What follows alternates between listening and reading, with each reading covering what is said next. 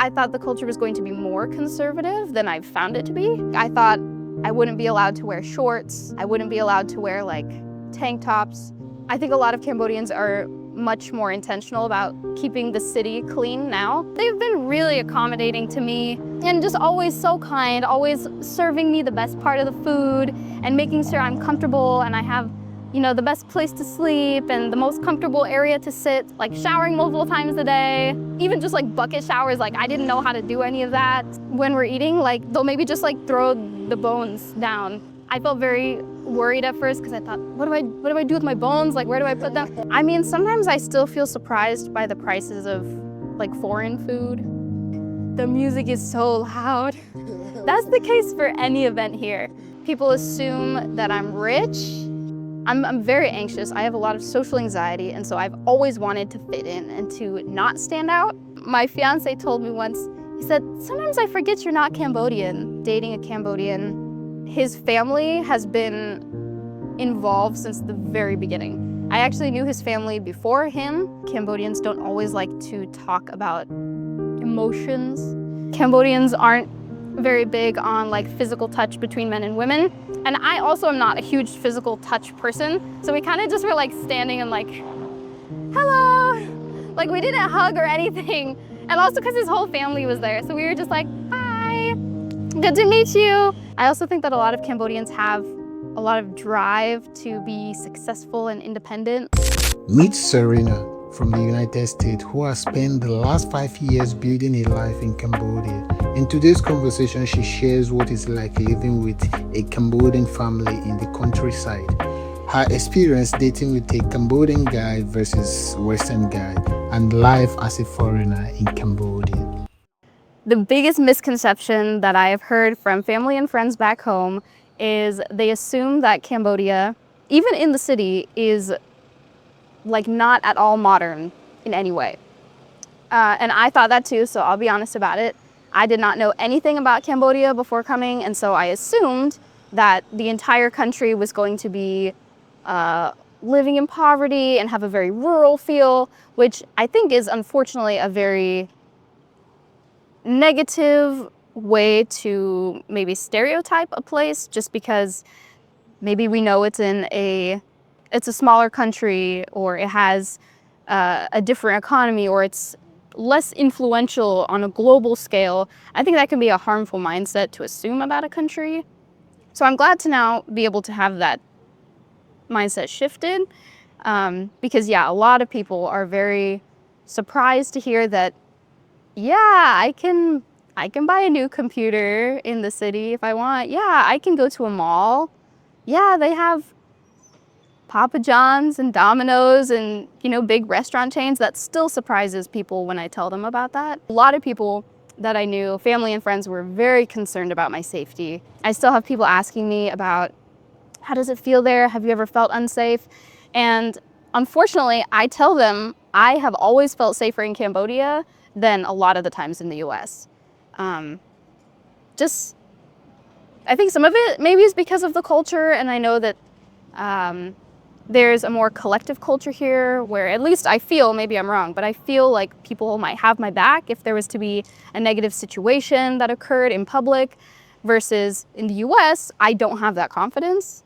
And even just, I don't know, in general, there's a different feel about being here. I don't feel scared to walk the streets. I don't really go out at night, but like, yeah, I'd walk down the streets to go somewhere, maybe like to go get lunch or something. I wouldn't do that in the US. Like I might, but I would be wary. I might feel like I have to be aware of my surroundings, and I don't necessarily feel that as much here. I know that there's, you know, like some petty crime, like theft and whatnot. So I do still try to be aware of my surroundings and belongings, but I don't have the same paranoid feeling of I have to watch my back that I have felt and grown up feeling in the US. So I feel like it's safer here. What do you think about the work-life balance here compared to the US? I would say it depends on the industry that you're in. Right now, because I'm teaching, it's better because I have very set hours and a set salary. So I go home, and when I'm done, I'm done. Versus in the US, I've worked in industries that have over time, and so there's a lot more pressure to work more and to work longer. And there might be stigma if you don't want to work longer, like you're not willing to sacrifice your time for the company. So I would say in general, right now I have a better work-life balance, but I think it really depends on the industry, because I know there are a lot of industries in Cambodia where, especially for Cambodians, they don't have much time at home. So it depends on where you work. What was your expectations versus the reality when you came first? Maybe I thought the culture was going to be more conservative than I've found it to be. I actually find Cambodian culture to be fairly progressive, just as far as their way of life, and then also their mindset, the things that they believe and support. I find them to be fairly progressive considering maybe some of the external factors here.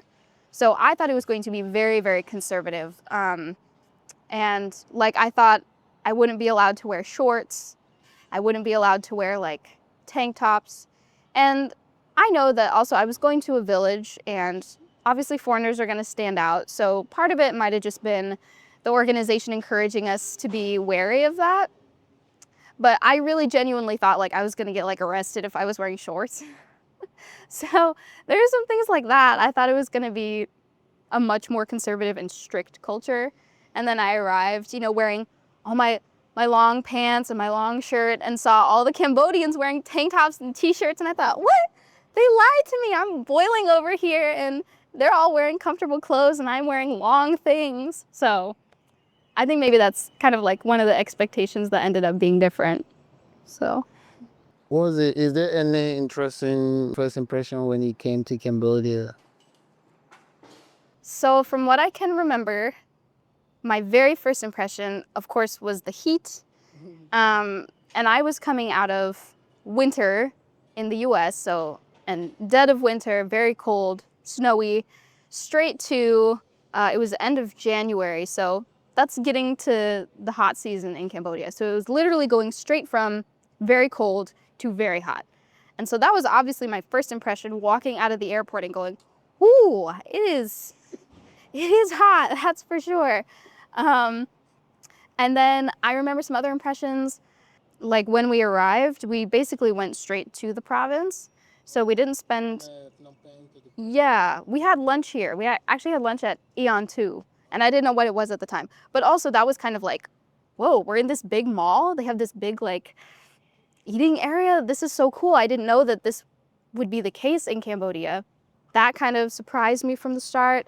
And then as we were driving out of Phnom Penh, I remember feeling very aware of, there was like a lot of trash on the side of the road. And that's actually something I feel like it's improved in the past few years. Or maybe I just am not aware of it anymore. But it definitely feels a lot cleaner. I think a lot of Cambodians are much more intentional about keeping the city clean now. But I remember feeling very aware of, wow, I see a lot of trash on the side of the roads. And then once we got to the province, I really do feel like it was a very good first impression. We arrived when it was kind of like late afternoon, so literally like golden hour. And then we're there and there's all the rice fields and palm trees. And it just felt so picturesque and beautiful. And I remember one of the first pictures I took here was just kind of the view from the place we were staying, and the sun really like shines through and is kind of making everything look gold. And that has continued to be like how I feel like Cambodia looks. Even if like right now I'm in the city and I don't see that, it still feels that way to me. Like when I picture Cambodia, I picture like golden light and like green leaves. So it has always like, it's kind of cemented that image in my mind of like the golden sun. So it was beautiful. Compared to now, I know there's a lot of developments now in Cambodia. Like every day there's a lot of changes, Compared to now, how would you say that Cambodia has changed? I think I only have minor observations because the first couple years I was in the province, and then the more recent couple years I've been in the city. So I can't really attest to things that happened in one or the other. Do you often come to the city during your time in the province? No, not at all, like never. Very, very rarely. Like I maybe only came like once or twice during a couple years. So not often at all. I did not know anything about the city until I moved to the city in 2023. So I'd already been kind of here for close to 3 years. I did not know anything. What is So the name of the province? I've spent time in 2 provinces. So the first is Kampong Cham, and that's where I volunteered. And then the second province where I lived for a year with my future in-laws is Tabong Khmom, which used to be a part of Kampong Cham and split. So they're neighboring provinces, but they're both several hours away. So yeah, I did not spend time here, but I do know, like I said, I feel like the city is getting cleaner, and it's getting way busier. Like I know for sure there was not this much traffic several years ago. So yeah, it's insane traffic now. How often do you travel around Cambodia? That's a depressing question. Like, not. I went to Siem Reap for 1 day, 6 years ago. Yeah. Don't remember much about it. I know I went to Pub Street, and I know I had the rolled ice cream. And yeah, I don't remember anything else about it. And then I have been in the 2 provinces where I've lived, but I have only been in like those villages, and then like going to the market, and then I've been here, and that's it. Cool. Yep, that's it. You went to some Reap 6 years ago. Yeah, 6. Yeah, actually, since I came here with my volunteer group, so that's been almost 7 years actually. So yeah, I need to go back, but it was hard because when I started here by myself, I was volunteering, and so I didn't have the funds to go. And now that I'm working, I have the money, but I don't have the time. Yeah. So eventually we'll see. I've never been to the beach, never been to any of the islands. You should. You should. Is there any specific place that you are craving for now to go? Ooh, I've always wanted to go to Battambang. I think it looks so beautiful. I'm from the mountains in the US, and so I think like kind of the northern region of Cambodia is like the closest you can get to mountains. So I think from what I've seen like in pictures, it looks really beautiful. And then they have kind of like some interesting stuff. I don't know if you've seen, there's like a little roller coaster thing. I don't know, that looks cool. That's like top of my bucket list place I want to go. So, and I'd like to go to the beach. Yeah, you should. You should go. Have you been to Camp Port Camp? No. No, I'm hoping to go maybe in a couple weeks. Okay. Yeah, I think you still have more times, and for sure you're still living here. Yeah, you will take your time to explore. Yeah, I was like you, but since I started making videos, I have the time, I have the reason to go because I'm going there for video. I sometimes want to see what it looks like. But before, when I don't make videos, I don't even want to travel. I don't want to see anything. I was like, okay, I focus here in the city. It can also be daunting. And I don't know if this will be one of your questions later, but that's one of my biggest challenges of living here, is just kind of having to do a lot of things by myself, because it's made me very anxious. I would say actually the majority of the time I feel very anxious about everything. And that's something I've really been trying to work on this past year, is gaining confidence to talk to people and to go places by myself. But really like the first 4 years that I was here, I would not do anything by myself at all. To the point where like, I mean, I have skipped meals. I have like just all kinds of things because I'm too scared to ask someone about it.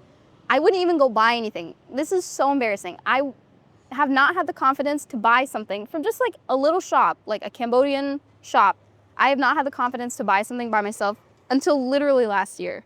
And I've been living here and I've been comfortable with the language since 2020. So that's been hard. So of course I never went anywhere because I wasn't gonna go by myself.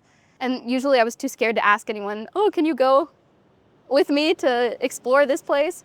So I kind of just did what I was told for several years, and yeah, that's why I'm hoping to branch out a little bit. So. You should. And Cambodia is safe as well, so you can just go. You can travel anytime you want, go anywhere you want. It's super safe. But maybe because maybe you don't have friends. Yeah, I guess. Yeah, I'm working on that too. Yeah, if you have friends, we see some people will be like, oh, we should go to this place. We should go to this place. What is it like living with Cambodian family? I mean, good for the most part. There are definitely things that, like ways we've had to adjust with being with each other, but they've been really accommodating to me. And just always so kind, always serving me the best part of the food and making sure I'm comfortable and I have, the best place to sleep and the most comfortable area to sit. So they've always been just incredibly welcoming and loving. But also that was at the beginning of living with them and being with them. And now that we've been living together for a few years, we've had more opportunity to kind of build a life together and build a home together as myself and my fiance and his siblings are getting older and older. And so we blend the way that we live. Sometimes we do things, or we eat foreign food, or I might ask for like more time by myself, which is a little bit more of a foreign thing to do. But they're really flexible, and I try to be flexible with any of their wants and needs as well. So as long as you're willing to adapt to a situation, then it's really easy to be here. How often do you eat Khmer food now? Every day. Every day. Every day, yeah. I live with Cambodians. I've always lived with Cambodians. And so, yeah, I eat Cambodian food every day, every meal. I would say on the weekends, that's when I sometimes splurge and have foreign food. So I eat Cambodian food all the time. You have favorites? Yes. Yeah, I'll tell you what they are. So my favorites are chak nao, which is like stir fried. It can be any kind of meat, but it's stir fried with like lemongrass and some other things that I don't know the name of in English. But it basically tastes like lemongrass, just very fragrant. It can be made with any kind of meat, but it's really good with duck. And then it's also really good with like eel and snail. I love that one. I also like salamachu, which is basically any of the sour soups. I like sour things, so I like that.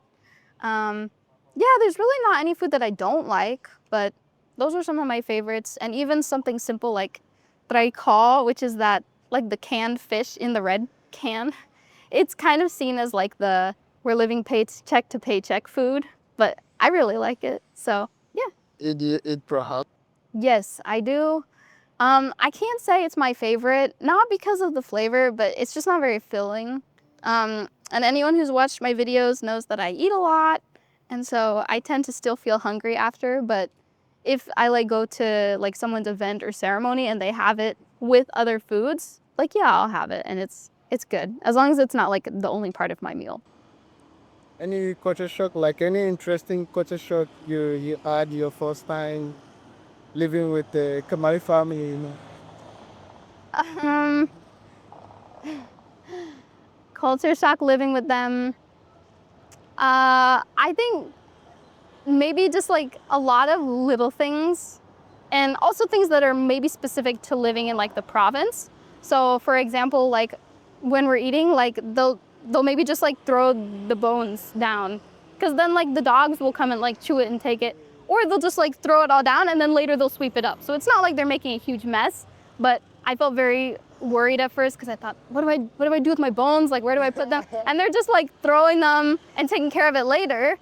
So little things like that, like showering multiple times a day, even just like bucket showers. Like I didn't know how to do any of that. So that was all new living in Cambodia. Sleeping during the day. I remember the day that I went to my fiance's parents' home.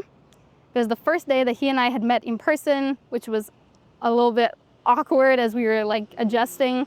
And we ate lunch, and then immediately his parents asked me, oh, well, are you gonna take a nap? Like, here, you can sleep. And I thought that was so awkward. And even though I'd already been living in Cambodia for a bit at that point, I had not had that experience.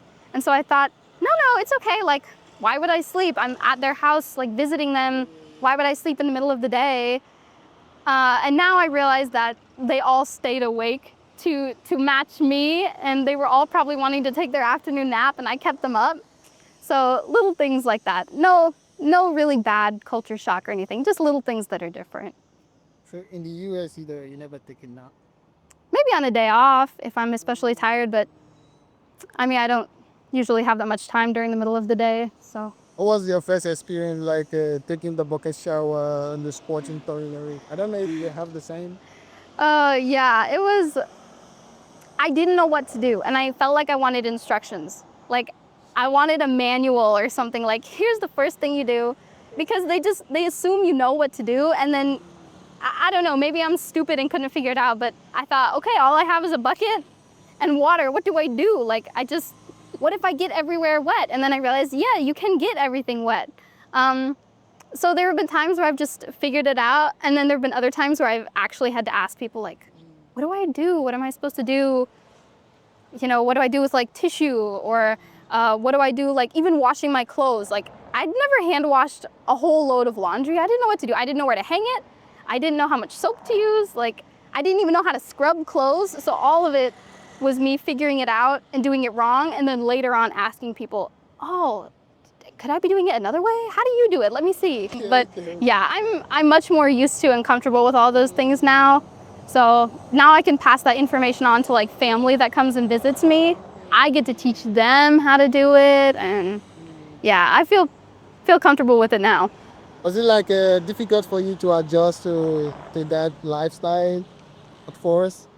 It was at times. I think mostly because when I came, like I said, I just kind of came by myself, and then I was volunteering with an organization, and obviously there were people there who were super kind and welcoming, but a lot of the things that I did, just taking care of myself every day, they weren't trying to like intrude on, so I didn't know what to do. So a lot of it I just kind of felt lost, not knowing where to get things, supplies I needed, not knowing how to do things. So it was frustrating for that reason, and because sometimes I didn't know how to ask for something or didn't want to ask for something. So it was hard in that sense, but also like the work I was doing at that time was very laid back, so I had a lot of time to figure stuff out.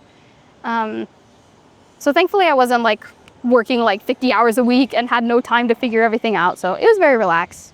Is there anything in Cambodia here that you expected to be cheap, but it turns out to be expensive? I mean, sometimes I still feel surprised by the prices of like foreign food. And I get it. Like, I understand from the economic perspective why it has to be more expensive, but sometimes I feel quite surprised. Less so with things at restaurants and more so with things at like supermarkets. Cereal. That's like a big thing that always disappoints me, because you can get like a box of cereal in the US for like a couple dollars, and then here it'll be like $14. So that's insane to me. Yeah, I would say packaged foods are usually more expensive. Also sometimes, I don't know, even like certain clothing, maybe sometimes I just have a skewed perspective, but sometimes I expect things to be cheaper. Like if I want to buy high quality jeans from a store, like from an outlet store and not from the market, they can be pretty similar to the prices in the US. So there's been times where I've chosen to get things in the US instead of here. That reminds me, how expensive do you think Cambodia is in general?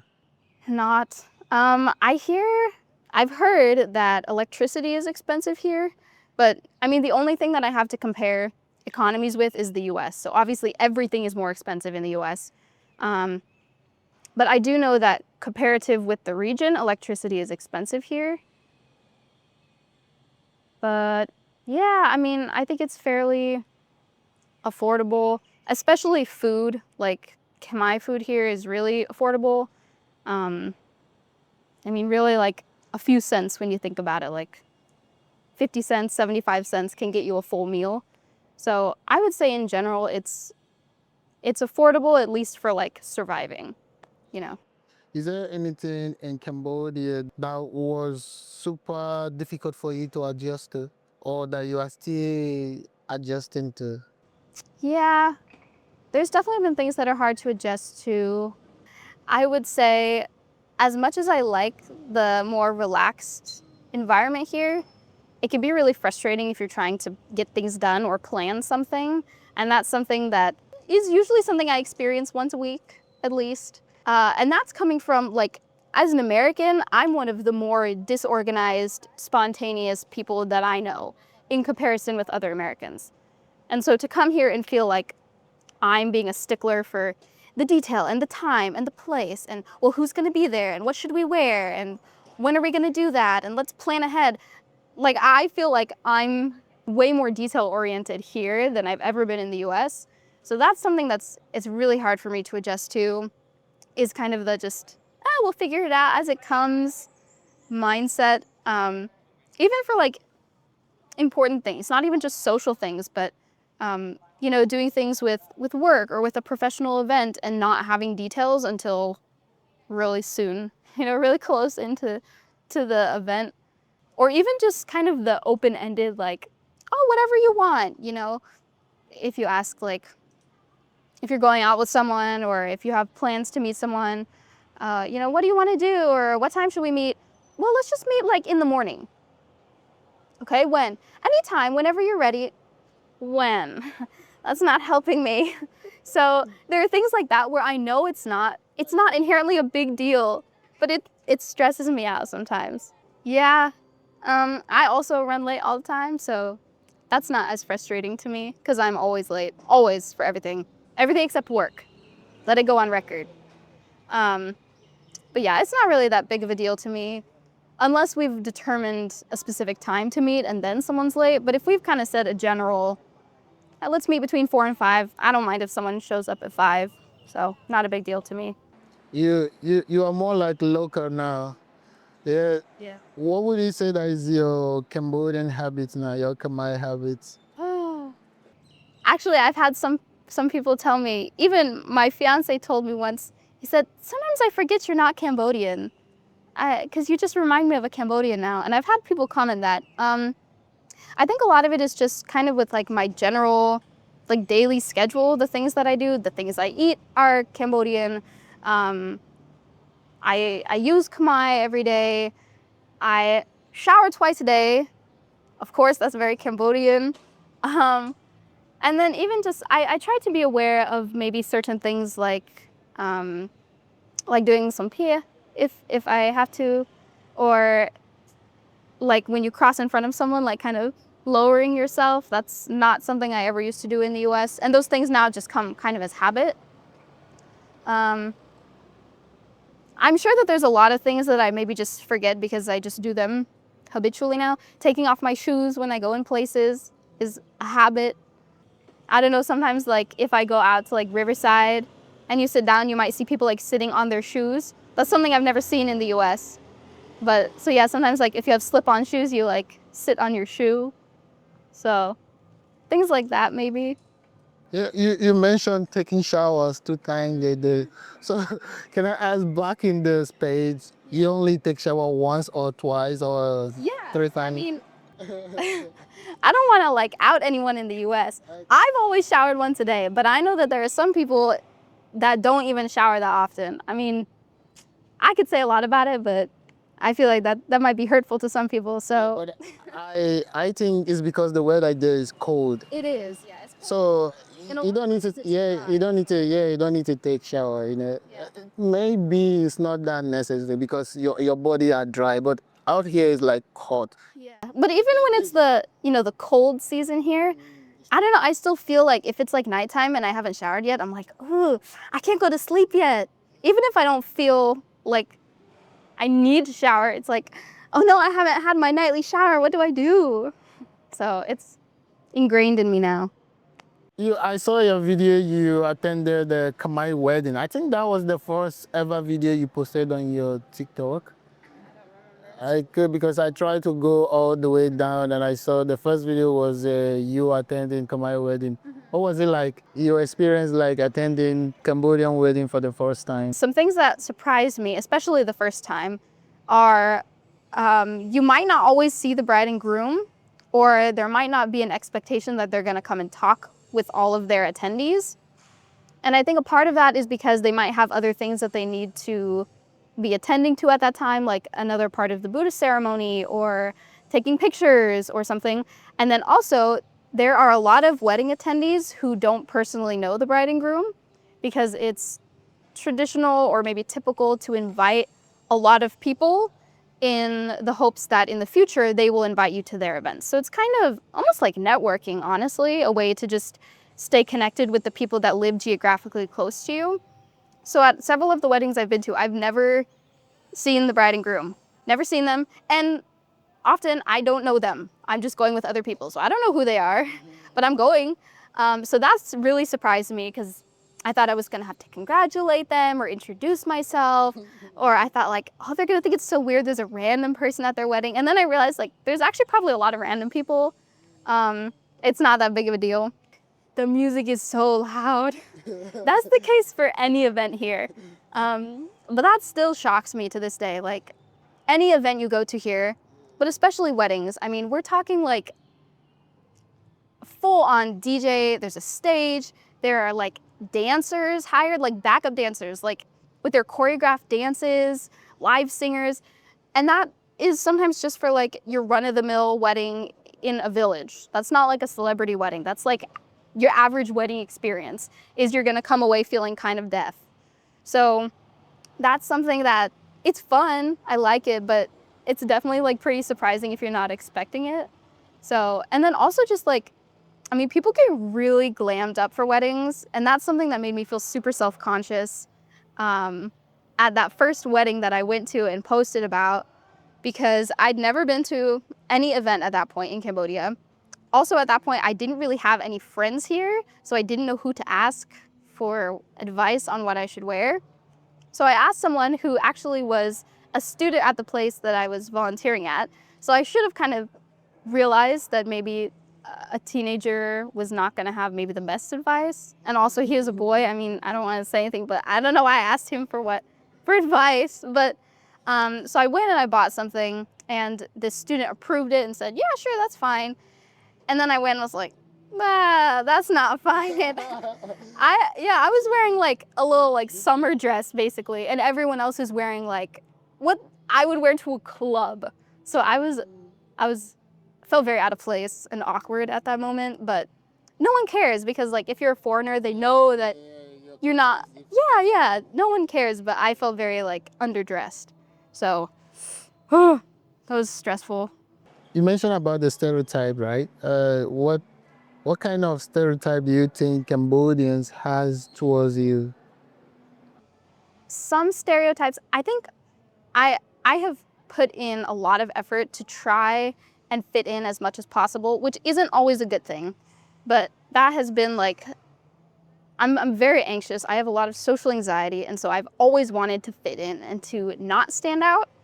So I think I've put a lot of effort into not letting people see things that might become stereotypes, but that doesn't mean that they don't happen. So I don't know if this necessarily counts as a stereotype, but I get lots and lots of comments about how white I am and, oh, you're so beautiful because you're so white, and the comparing, which makes me uncomfortable to receive a compliment and then immediately hear them maybe say something negative about themselves, because then that puts me in an awkward position of, no, what are you talking about? I'm not that beautiful. It creates an odd situation. Other stereotypes that I've heard quite a lot, people assume that I'm from California, and people assume that I'm rich and that my family is rich in the US. And of course, comparatively, like if my whole family came with their savings account and lived here, we could be very comfortable. But comparatively in the US, I don't come from a wealthy family. And so a lot of people, they assume that, oh, she has all this money, and can you come in and sponsor this or donate that or yada yada. And that has not been the case. I've not grown up with excess. And so that's a big stereotype, is people assuming. And then maybe there's a lot of stereotypes people believe that aren't necessarily just about me, but just about Americans in general. You know, they assume that everyone has a big house and they assume that everyone feels safe or feels comfortable, or they assume that everyone is happy. Yeah, I think people also assume that because I'm here, I'm naturally maybe confident and outgoing, which I'm glad that people think that, but I often feel like I disappoint people because I have a record of being very awkward. And so I know that I've let people down because, for example, like if I go to an event or like a wedding or something, I know that people expect, oh, like she's gonna come and dance with us and like, yeah, come and dance and party with us. And meanwhile, I'll be sitting awkwardly like, no, I'm okay, please don't. So I think that can disappoint people sometimes, but it's just the fact of the matter. I know that most people who maybe go and live in another country, you have to be a certain amount of brave to do that. And I feel like I used up a lot of my bravery when I came, and then as soon as I arrived, it was like, I don't know what I'm doing here. I'm too scared to do anything now. So I think people assume that maybe I'm more outgoing than I feel to be natural, although I would like to be more outgoing. So. Do you miss home? Not usually, no. There are times when I miss home. Like if I have a bad day here, then I might miss home. Or if I have an experience, especially if it's like a social experience that goes negatively and makes me feel embarrassed about myself or uncomfortable, then I might miss being somewhere that feels more just like what I've grown up around, more maybe easier to expect what might happen. But most of the time, no. I miss certain things, like I miss going to certain places. I miss that there are a lot of public parks. Just being able to like go out and like go play a sport or something. And here there's not as many places to do that. I miss speaking English because I really do. Other than teaching, I mostly use Khmer. All of the people that I'm closest to right now are Cambodian. And then maybe like once a month, I meet up with some foreign friends. So I miss speaking English all the time. But the majority of the time, I don't miss it, and I don't want to go back. What type of sport do you like? Actually, the sport that I like the most is ultimate frisbee, which is unfortunate because nobody plays it here. So I own a frisbee, but again, like if you don't have access to like a field or a park or people that know how to play, then it's kind of hard to get back into it. But that's my favorite sport, so. Can I ask, what is your typical bad day like here in Cambodia? I would say some things that usually might characterize a bad day, usually it would center around if something that I deem embarrassing happened. So, which is easy because I feel embarrassed by a lot of things. So if there's a kind of situation where maybe I feel like I said the wrong thing and it's obvious, or not that I like get in trouble at work, but if like my boss reprimands or like wants me to do something better, you know, oh, Serena, next time, do you think you could actually do it this way? Or do you think you can have that in faster next time? Then I might feel like my whole day is kind of shot and like I messed up. Like, how could I do that? And why can't I just pull myself together? Yeah, I would say usually just petty things like that that end up kind of making me overthink. Or I try to be open about like my mental health, and that's something that's also hard to deal with here because it's not spoken about. It's starting to be spoken about. But I would say, yeah, if I'm having like a poor mental health day where I'm just not feeling it, it could be hard because it's really hard to find people that relate or that understand in a way more than just, oh, I feel sad today, or oh, I feel lonely. Because those are more situational, maybe there's solutions to those things. But if I feel like I'm just having a poor mental health day, it can be really hard because it feels like I'm alone because there's not a lot of people who understand it well. Let's talk a little bit about dating a Cambodian. What is it like dating Cambodian versus Western dates for you? I don't know if you dated in the state before Cambodia. I have limited experience, but some. Yeah. I would say kind of the biggest difference, and I really think, and this is what I've told people before about being in an intercultural relationship, it really depends on the person. It does not matter if they're from the same country or not. Your experience with dating them or with being in a long-term relationship or marrying them is completely going to depend on the person. However, there are, of course, some maybe more surface level major differences. So one of those that, and again, this is just from my experience. This might not be everyone's experience here, but I have found that dating a Cambodian, and now we're technically engaged. His family has been involved since the very beginning. I actually knew his family before him, and there has never been any like, I want to take you to meet my parents, or it's been very, very family-centric since the beginning. And I know that that is the case for more, maybe that's something more specific to Cambodia, is there tend to be more like group outings or hanging out with siblings, hanging out with friends, hanging out at someone's house, versus in the US, it's way more typical for most people to go on private dates at first, and even for a while until there's kind of a culmination of, I'm going to introduce you to my friends, I'm going to introduce you to my parents, and it's a very big deal. Whereas here, I feel like that is kind of dealt with from the very beginning. You know people's families and friends from the beginning.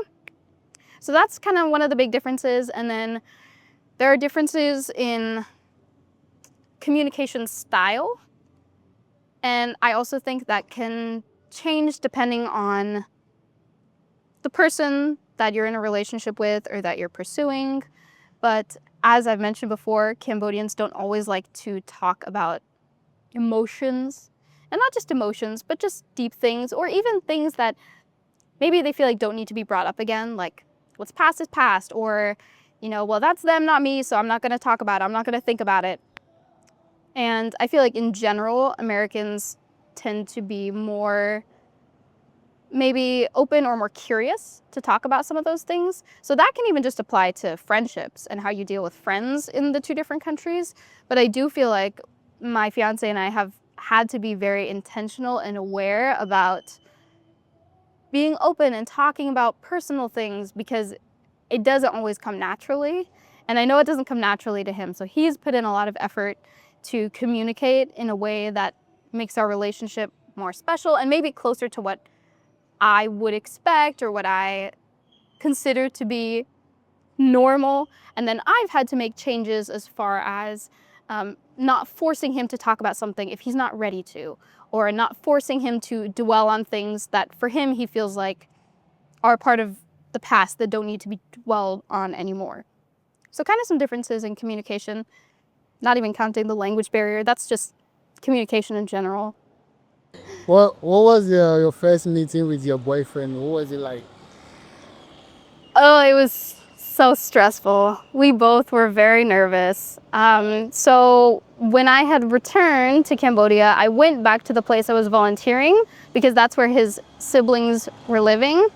And then they went with me. So we all rode together, his siblings and nieces and nephews. We rode together to their family home. And the whole time I was just so nervous. And it was a couple hours of just being nervous. And then we arrive, and obviously we'd been talking for so long, so it's not like we didn't know each other, but it's just so new that it felt awkward. And obviously Cambodians aren't very big on like physical touch between men and women.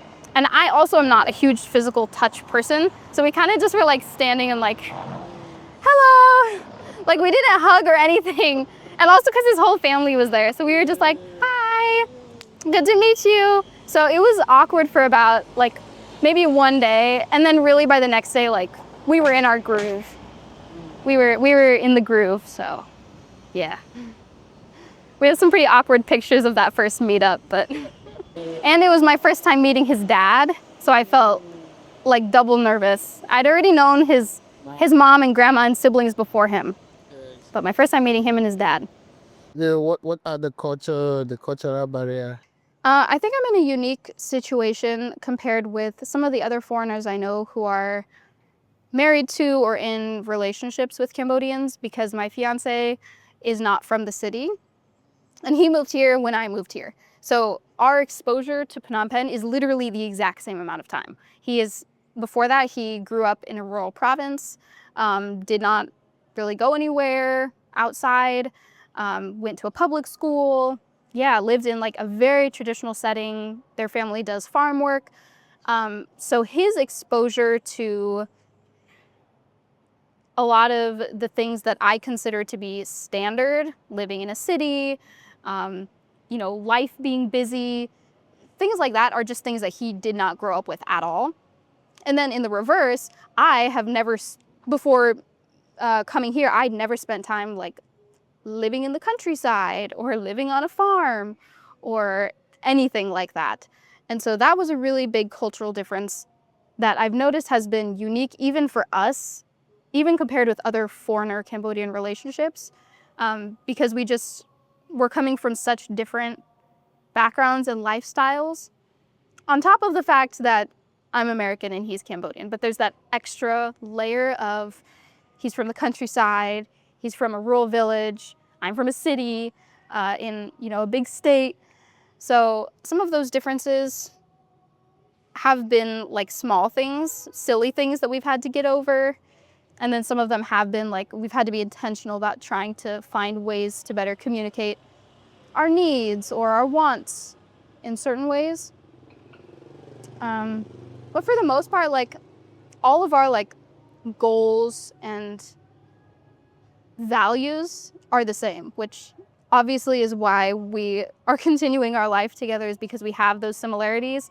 And we're both very family-centric and care about and are motivated by a lot of the same things.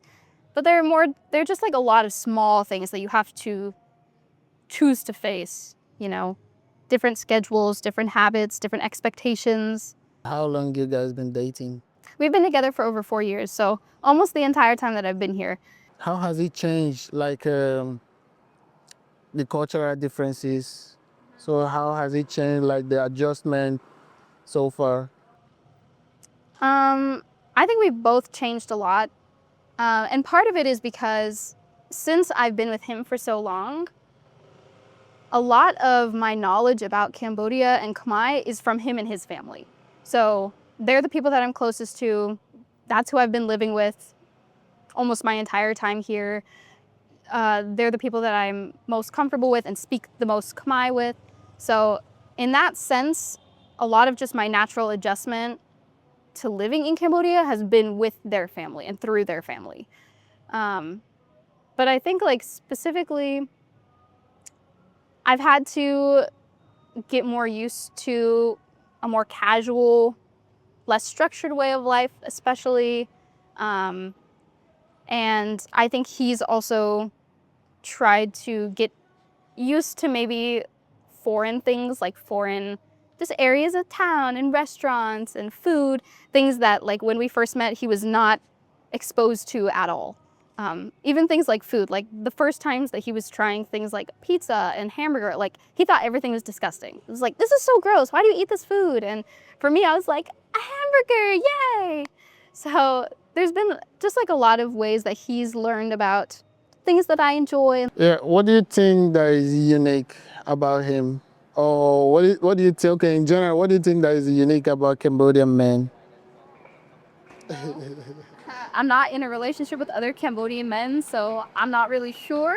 I can almost speak about my fiance. Yeah. Or something that you've noticed that you think might be similar to applies to other Cambodian men as well. I do think that, and I know I've touched on this, I really think they're a very, very family-centric culture. And to the point where they're incredibly loyal to their families, generally speaking.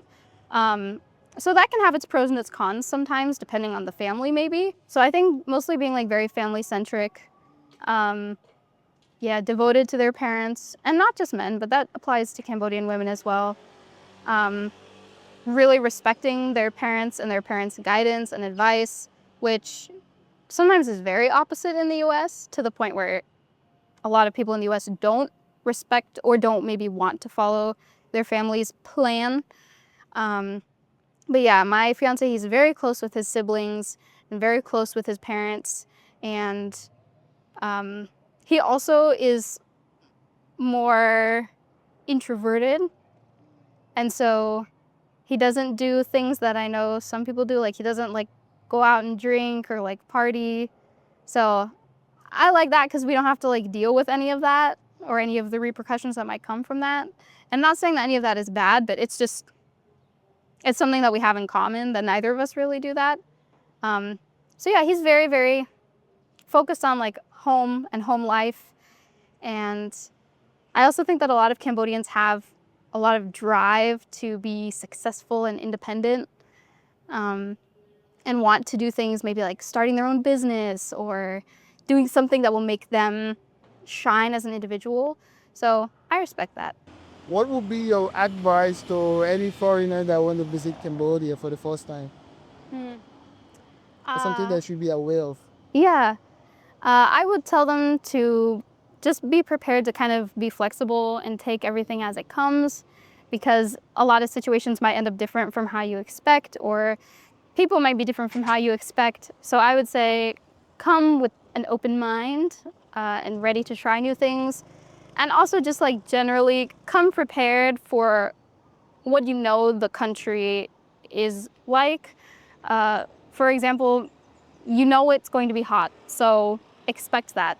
Or plan to come at a time of year when it's less hot, so it doesn't feel as uncomfortable. Or if you know that, I mean, it's a fact, there's a lot of like bugs, mosquitoes, cockroaches and stuff that you're gonna see. You might see like rats sometimes near the sewer, like come prepared. If you can't handle that, don't come, because you're going to experience it. So maybe just come prepared to be very willing to accept whatever happens. Yeah. Any message for Cambodia? Well, I guess I would say for any Cambodians, I would just say a big thank you, because like I said, I've always felt very, very welcome here. And now even more than ever, I also feel very supported, and I feel like in a way I'm a part of the community here. And that's really helped me to feel at home and comfortable in a situation where there's a lot of new things all the time. And so I'm really grateful for that community. So ខ្ញុំពិតជាអរគុណប្រជាជនខ្មែរដែលស្វាគមន៍ខ្ញុំពីដំបូងហើយខ្ញុំពិតជាសប្បាយនៅនឹងមានអារម្មណ៍ដូចមានតំណែងតំណងល្អជាមួយអ្នកខ្មែរហើយខ្ញុំសង្ឃឹមថាទៅមុខទៀតនៅតែមានតំណែងតំណងបានល្អជាងហើយខ្ញុំពិតជាអរគុណដែលមានអ្នកគាំទ្រខ្ញុំបានច្រើនដែរ